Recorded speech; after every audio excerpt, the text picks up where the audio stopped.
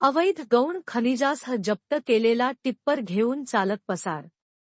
अवैध गौण खनिज मातीचा जप्त केलेला टिप्पर चालकाने घेऊन पसार झाल्याची घटना दिनांक 21 नोव्हेंबर रोजी सायंकाळी घडली.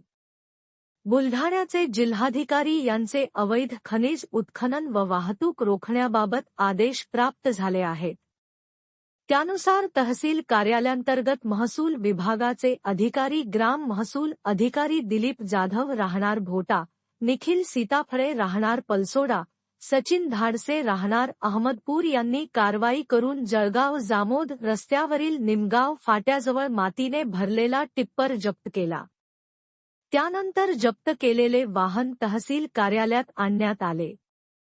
हे वाहन वजन करण्याकरिता काट्यावर घेऊन जाण्यासाठी सहाय्यक मोटार वाहन अधिकारी यांच्या ताब्यात देण्यात आले होते.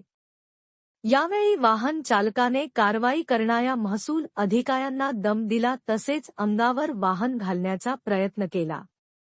तसेच टिप्पर मालक व चालकाने संगनमत करून शासकीय आदेशाची पायमल्ली करून व प्रशासकीय कार्यवाहीला जुमानता वाहन घेऊन पसार झाले.